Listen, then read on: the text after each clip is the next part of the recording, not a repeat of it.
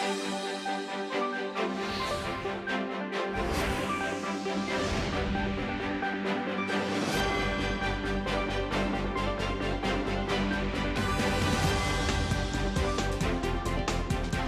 August 24th here in Seoul, and I'm Kim Dami. We begin with these stories making the headlines at this hour, starting with North Korea's second attempt to launch what it claims to be a space launch vehicle. The North failed with another spy satellite launch early this morning and will go for a third try in October. South Korea has started the analysis of the satellite with the U.S. and Japan and geared up for additional provocations. Japan is reportedly set to release Fukushima wastewater into the Pacific Ocean starting at 1 p.m. this afternoon, as long as the concentration levels of tritium meet the standard of below 1,500 becquerels per liter. Wagner chief Yevgeny Prigozhin is presumed dead after a plane with his name on the passenger list crashed northwest of Moscow on Wednesday. This comes 2 months after he led a brief mutiny against Russia in June. Our top story this morning, North Korea shot for a second attempt to launch its very first spy satellite, now only to experience yet another failure. For more, our North Korean affairs correspondent Lee Jae-hyun is on the line. Lee-hyun, tell us more about this latest launch attempt. Right, Tommy. Pyongyang's second attempt to put a satellite in orbit took place at around 3:50 a.m. on Thursday, according to the North Korea Central News Agency. The flight's first and second stages of the rocket were normal, but during the third stage, it failed due to an error in the emergency blasting system. The North state media said that the North Korean National Aerospace Development Administration will explain the reason for the error in a short time, adding that the third attempt will likely come in October. It also said that although it failed, the cause of the relevant accident was not a big issue in terms of the reliability of the Cascade engines and the system. Multiple Japanese news outlets said that Japan's Coast Guard had earlier presumed that the launch could have been a ballistic missile, adding that it separated into pieces which landed in the West Sea, East China Sea, and the Pacific Ocean near the Philippines. South Korea's Joint Chiefs of Staff in this statement said that it detected the rocket flying above international waters off the Korean Peninsula west coast after it launched the north area where the main space launch center is located. The official also said that it will continue high-intensity Seoul-Washington joint military drills known as Ulji Freedom Shield while closely monitoring Pyongyang's further actions. Right, and South Korea convened a National Security Council meeting immediately. Lee-hyun, what did they have to say about the launch attempt? That's right, Tommy. Officials from the Southeast Defense Ministry and other related officials attended the National Security Council meeting at around 6 a.m. Members of the council strongly condemned the launch and said that it clearly violates the UN Security Council resolutions. It also deplored the fact that North Korea is focusing on launching spy satellites when the majority of North Korean citizens are suffering from starvation and death. President Yoon Suk-yeol also ordered officials to brace for any additional provocations by North Korea and to carry out what have been pledged in the Camp David Trilateral Summit earlier, such as sharing missile alert information in real time, strengthening defense ties for missile provocations, and regularizing trilateral military drills. The council also agreed that Pyongyang should be made to pay a price for carrying out the launch. U.S. officials also agreed that the failed launch is a violation of the UN Security Council resolutions, adding that it still pursues dialogue without preconditions with North Korea. That's all I have for this hour, but I'll be back with more updates in a later newscast. Tommy? Right, that was our Lee Jae-hyun covering the North Korea's second attempt to launch its first spy satellite, launching it from North Korea's Dongchang-ri. Thank you, Lee Jae-hyun.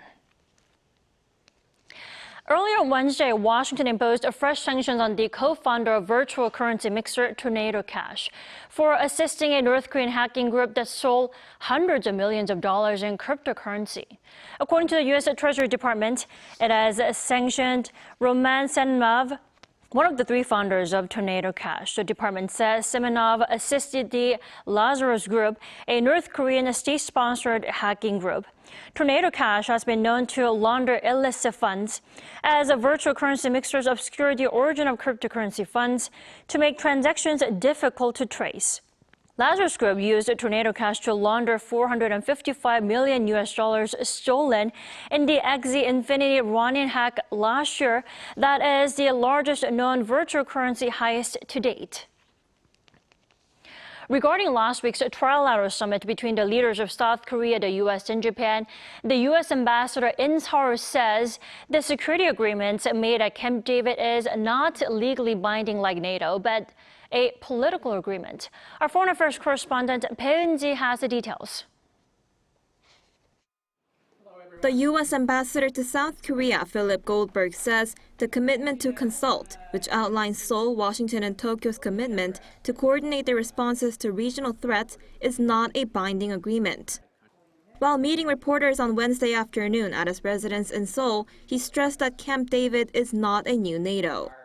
He explained that it's not a duty nor a military alliance between South Korea and Japan, but rather a cooperative step where the three countries can interact when there are common threats. So you can think of it more as a political agreement than a legally binding agreement. When asked if the commitments made at Camp David will last even after elections, he said the interactions that will take place in the next several months will make it an enduring relationship, regardless of the political factors in each country.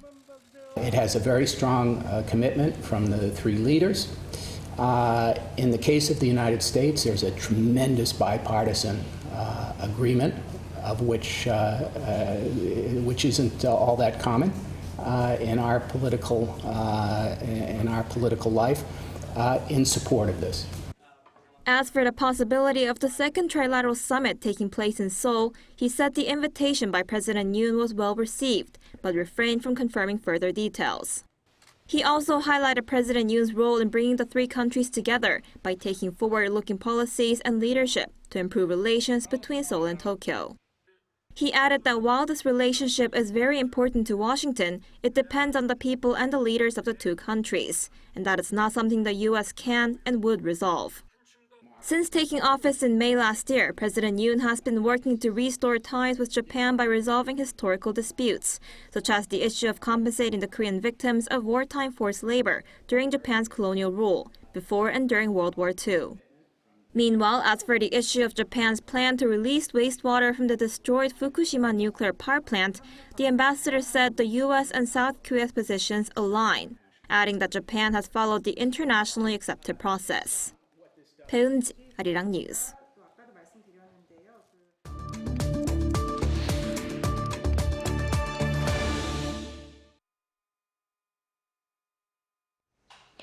Japan is set to begin releasing Fukushima wastewater into the Pacific Ocean later this afternoon. Now, once the final inspection is complete, the first round of the 30-year-long operation will kick off at 1 p.m. Lee Kyung-eun reports. The discharge of Fukushima wastewater will likely start on Thursday at around 1 p.m. That's according to Japanese news outlet Kyodo News, which reports the Japanese government and the Tokyo Electric Power Company are deciding on the schedule. An inspection is underway to decide whether the wastewater meets the safety standard when it comes to tritium levels. The Tokyo Electric Power Company on Wednesday said it has sent 1 ton of wastewater to the dilution equipment late on Tuesday, diluted with seawater, to check the concentration levels of tritium. Levels of tritium, a radioactive substance that cannot be separated from water even after applying the advanced liquid processing system, should be below 1,500 becquerels per liter. Kyodo News reports that the results of the test is expected to come out before Thursday, and if the standards are met, TEPCO will release the water as originally planned, and around 460 tons of diluted wastewater will be discharged daily for the next 17 days. Meanwhile, multiple Japanese media outlets report that even after the release, the final goal of completely shutting down the Fukushima nuclear power plant may take a long time. Asahi Shimbun on Wednesday said the wastewater tank will be removed after the discharging process, and the nuclear fuel debris from the power plant will be stored. Around 880 tons of fuel debris is expected to be generated from the plant's 3 reactors. In addition, reports also suggest that the Japanese government hasn't decided on how it will manage a large amount of fuel debris, and measures to prevent wastewater from rain and other means are yet to be put in place. Mainichi Shimbun also said the radiation levels differ by each tank, and 70% of it does not meet the safety standards, meaning that a complete release may take longer than expected. One of the editorials in the newspaper also advised that the Japanese officials should face the reality and it's practically impossible for Japan to completely shut down the nuclear power plant by the year 2051. Young-eun, Arirang News. So the 3-decade-long release process will begin in a couple of hours. To discuss more, we are joined by Walter Sim from the Straits Times this morning. Welcome back to the program, Walter. Thanks for having me, Tommy. You know, there have been speculation that it could start as early as late August, but why do you think Japan has decided to push for the release today? Is it because earlier the better?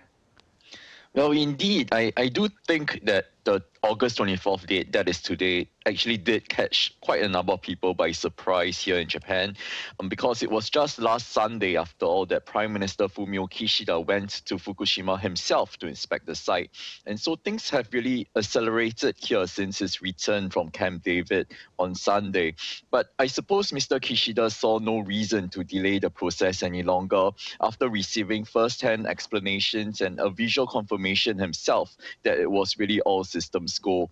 So the IAEA has endorsed the plan. Japan has also put in plenty of diplomatic and domestic outreach as well. But whether or not Japan should be trying even harder, doing even more to convince the naysayers and detractors will of course be up for debate. But I do think it's impossible for Japan to convince everyone to come on board. And the sense here is that kicking the can down the road further will not help matters, especially since the water tanks on the site are already nearly full. Right. Now, I can't stress this enough. It's a 30-year-long operation, you know, a long way to go. But what happens if there are issues that get in the way in terms of safety or even technical glitches? Well, exactly. And I do think that this is indeed a very large and very valid concern. And Japan, as well as the plant operator TEPCO, did promise to stop operations immediately if something goes wrong. I also understand that South Korea, on its part, has also requested for an immediate halt, immediate suspension if things were to go wrong. So the discharge facility does have fail-safes. So there are emergency isolation valves built into the facility, and these can be activated both automatically and manually to suspend the release in case of any anomalies. So this could be, for instance, if the tritium water levels breaches the standards as agreed on, or in case of a natural disaster event, so be it an earthquake or a tsunami. Right. On top of that, info sharing from Japan, you know, the IAEA gave South Korea a separate promise that it will update the country with a regular updates regarding the release. But how much helpful is this guarantee for South Korea then? Well, I do think that the intention of the guarantee is really to help allay fears or concerns. And so to do that, of course, more information and more transparency will be better than less information or less transparency. And the IAEA chief Grossi also did say that the only way to address legitimate concerns of the public is to keep them informed. So interestingly, I was speaking to an expert on risk perceptions, and this expert did say that people would tend to give more weight to their fears of the unknown and of potential catastrophic impact than to hard science. And so it does not help that this science in itself has been disputed despite the backing of the IAEA. And the issue does seem especially combustive in South Korea, where opposition to the plan seems to be split along political lines. On that note, I really cannot say for sure if the guarantee will be effective when there's a change of government. Right. Then would you say, for now, at least for now, is this something that South Korean government has done well, securing that promise from the international agency? Definitely. And I do also think that the IAEA as well as Japan know the need to constantly engage with the South Korean government. South Korea is, of course, definitely a very important stakeholder in the Indo-Pacific region. Right. And, the release is really on the way in about a couple of hours, in less than 4 hours, if it starts at 1 p.m. But what does Japan need to take care of within the release now ongoing then? Well, Japan, of course, needs to make sure that whatever it releases, whatever it pumps out from Fukushima meets its own standards, because that really is a lot on the line. Japan will regularly monitor radioactivity of the nearby waters as well as seafood, and will provide constant, almost real-time information. It will also have to constantly fight disinformation and fake news, harmful rumors, and of course find ways to engage with regions that are against the plan, such as China, Russia, and Hong Kong. So it's not a case where, the water gets released starting today and that's the end of the story. On the contrary, I do think that Japan's responsibilities will be all the more severe once the discharge begins. All right, Walter, I'm sure you have a very busy day ahead of you, but you still have a good day today. Thanks. Thank you very much, Tommy.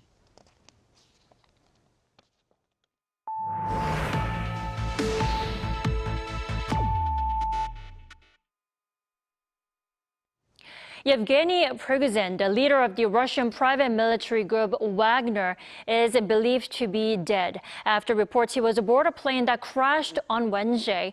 The exact cause of the crash is still unknown. Lee Si-hoo tells us more. The Russian paramilitary group Wagner's chief Yevgeny Prigozhin was on the list of passengers aboard a plane that crashed on Wednesday.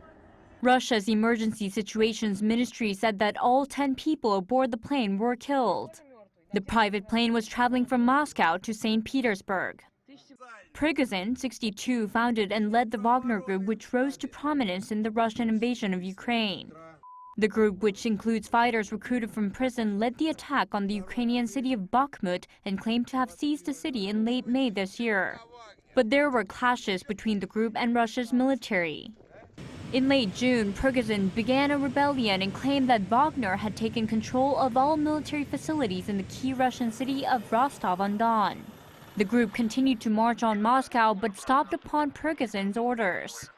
Prigozhin claimed he called off his march to save, quote, Russian blood, and his group was allowed to retreat to Belarus.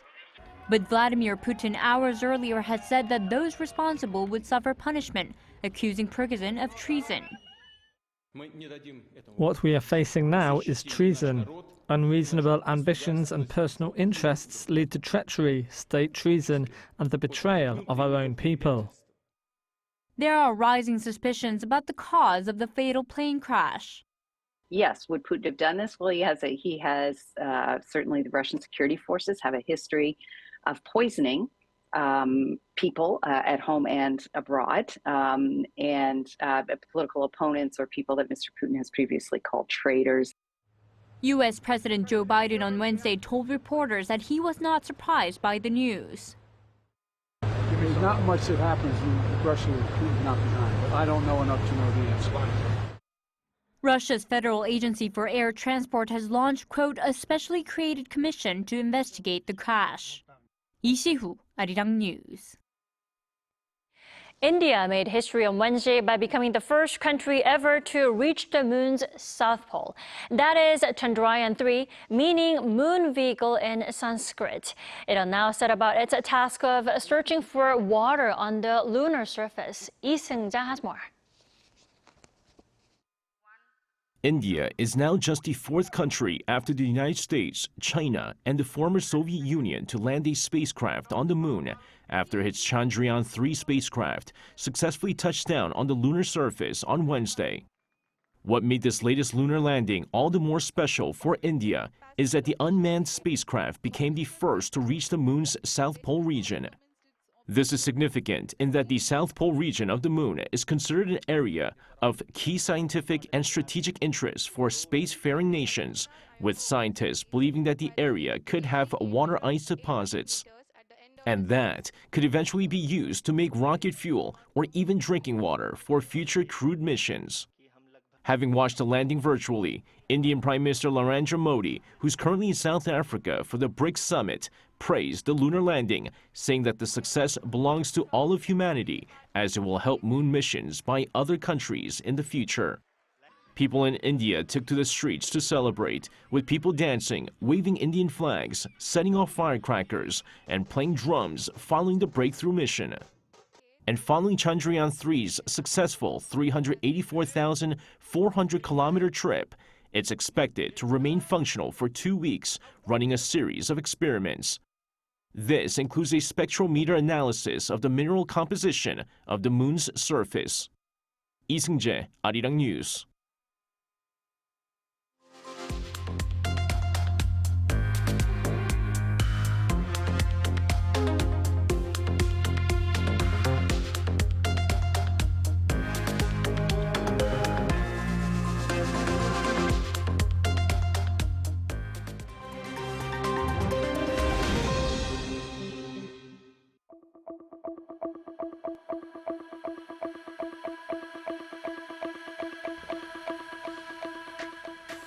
Good morning, I'm Matthew Ashley, and we now turn over to stories from around the world. We begin in the U.S. state of Georgia, where former New York City mayor and former personal lawyer to Donald Trump, Rudy Giuliani, has surrendered to a jail in Atlanta. Now, Giuliani on Wednesday, local time, paid a $150,000 bail bond and left the jail after getting his mugshot taken.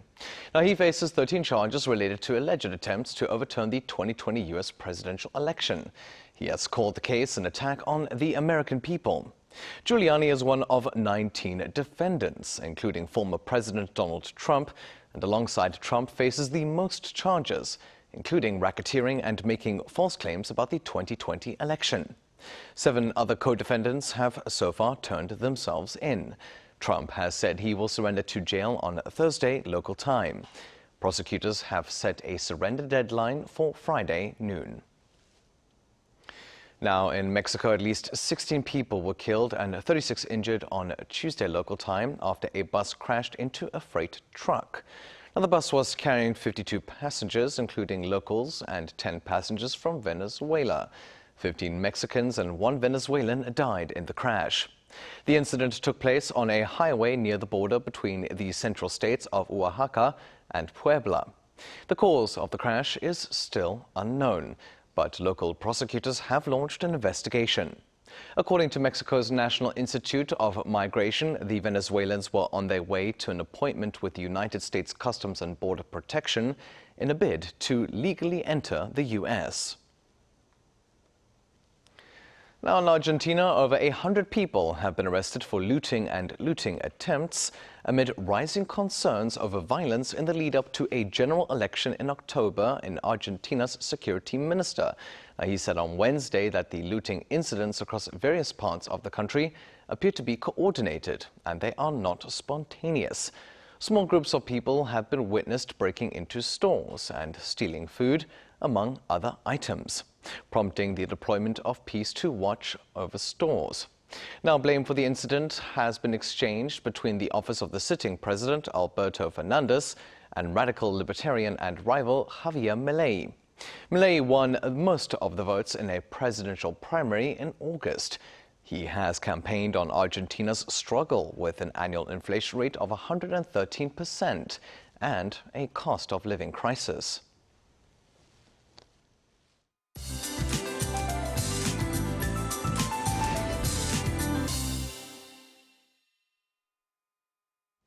Good morning. Rain was pounding down in the capital all throughout the day yesterday, and today eastern parts of the country will receive heavy showers. Right now, Busan and Gyeongsang-do Provinces are being drenched with 30 millimeters an hour of heavy rainfall. So a heavy rain warning has been issued in Busan and parts of Gyeongsang-do Provinces, and Jeju Island are under a heavy rain advisory. The southern coast of Gyeongsang-do Province could see 70 millimeters an hour of rain hammering down today. In fact, Gyeongsang-do Provinces and surrounding regions will be hit the hardest, with more than 200 millimeters of downpours expected along with strong winds. So please stay safe. Afternoon highs in Seoul and most of the western regions will be a couple of degrees higher, topping out at 29 degrees here in Seoul, but eastern regions will be 3 to 5 degrees lower along with that showers. That's Korea for you, and here's a look at the international weather conditions.